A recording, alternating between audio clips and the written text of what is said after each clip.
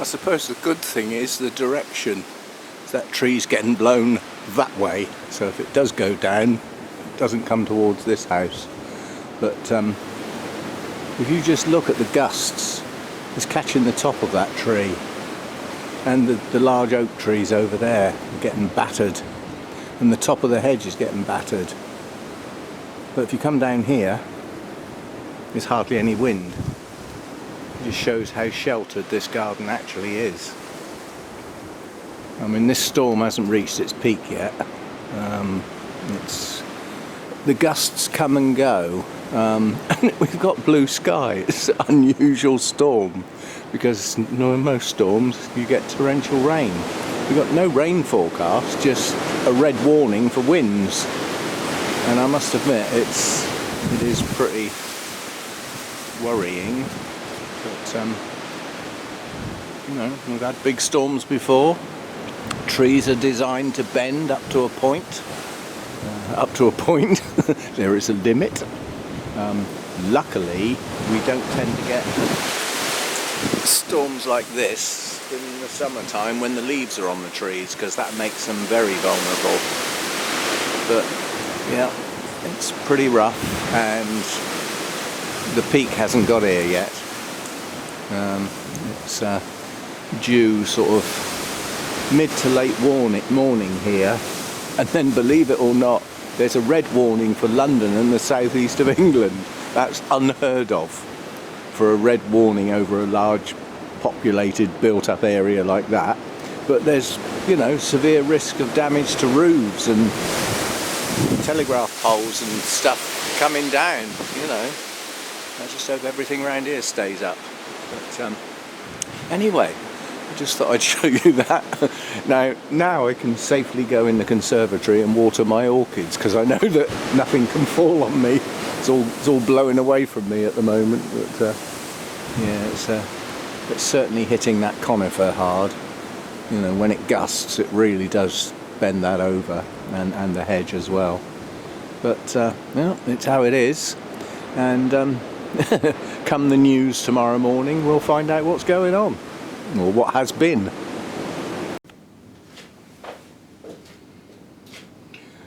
Okay, just a quick update on things. Friday morning, I'm picking Hannah up tomorrow morning, early in the day. She's down for the weekend, so I certainly won't be filming anything tomorrow. I've got nothing in the bank, so to speak, so I've got no videos stored up ready to go, so it'll probably be a blank day tomorrow, sorry. And the Sunday chat may or may not take place. I'll see how I go. But if I don't do the Sunday chat on Sunday, I will do the equivalent on Monday. And I know that messes some people up, but so be it. Talking of being messed up, I thought the application for probate went in quite a while ago. Perhaps I'll give them a ring and see how things are going. So I phoned them up. You know, you go through security to identify yourself and all this, that and the other, in the case reference, and told the guys that last time I phoned in they said everything was okay and the case was progressing, so I'm just phoning up to check. And he said, "I'm sorry Mr. Frampton, we haven't received any documents from you yet, so the case isn't progressing." I said, "So why was I told that they were then?" "Well, I don't know. But I can assure you there's none on file." And I said, "Well, I've got proof of posting and I've got a signed for delivery note with Royal Mail, so you did receive them." "Ah, could I have the tracking number?" "So, of course you can, providing I can find the receipt," which luckily I keep things like that. So I gave them the tracking number, and they said, "Sorry Mr. Frampton, we appear to have lost your documents."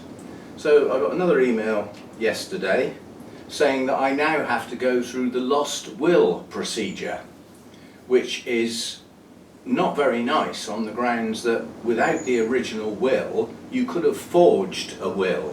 You see what I mean? You can see, you know, this is the courts and the justice system, so they always think the bad things of people rather than the fact that they caused the problem in the first place.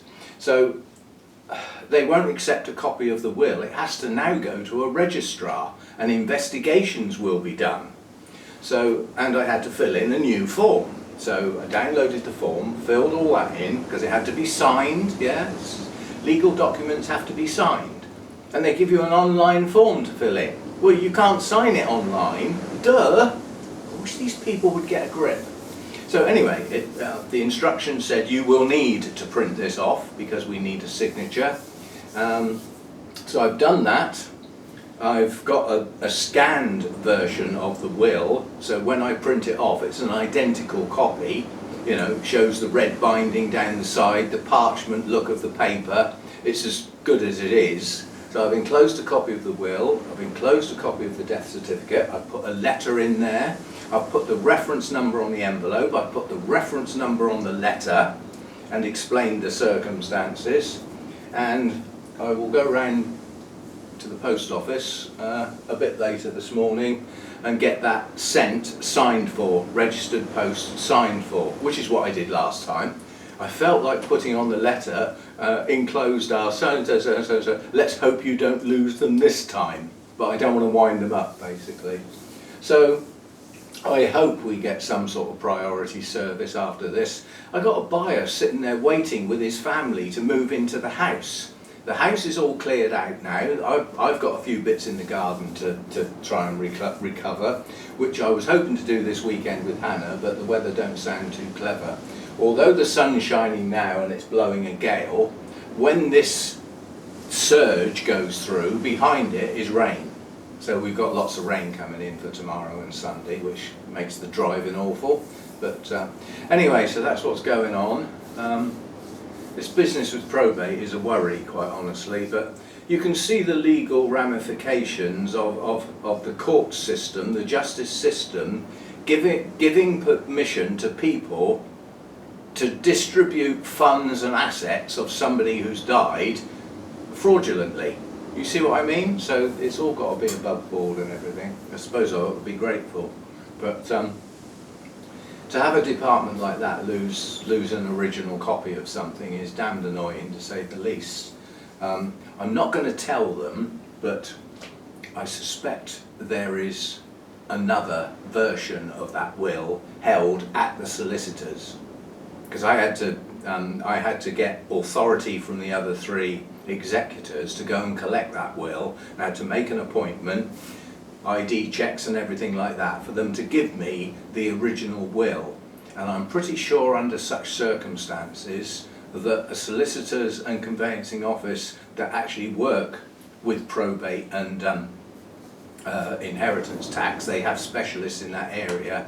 I suspect that they keep another version of an original will in their lock-up safe, you know, for posterity and all that. But I don't want to go into trying to retrieve that, because that will cost us quite a bit of money to actually do that. And I don't see why we should be paying any money. We haven't done anything wrong. Anyway, so that's the situation there. That will go in the post today. Hopefully they won't lose it this time. I will be chasing them at the beginning of next week to see if they've received it and logged it on file. And have they got everything they need? Do they need anything else? If so, you know, and try and push them now and try and get this pushed through. As I said, there's nothing outstanding now. The sale is ready to go, but we can't exchange contracts until probate is granted. It's just sitting there. You know, we've got a buyer, you know, two lots of solicitors doing the conveyancing, and they're just sitting there twiddling their thumbs, because until we get probate, nobody can proceed. And now we've got this major delay put into the system, you know. Probate should have been granted, they said, first or second week of February. It should have been done by now. We should have exchanged contracts and blah, blah, blah. But it isn't done. So that's the position. It plays. You know, you sort of think, okay, I took on the responsibility of doing all that stuff, the legal side of things. My sisters cleared the house out and did all that sort of stuff, sorted the funeral out. So we've all, well, apart from my brother, we've all done a bit, you know, we've all done our bit sort of thing. But, you know, my bit seems to have major implications. You know, if they hadn't cleared the house out by this weekend, well, they can do it by next weekend, can't they? Whereas my stuff's all got, like, you know, everybody's dependent on it. So it's a bit worrying, to say the least. But I mean, I've done what I can, and Hopefully the situation can be recovered relatively quickly.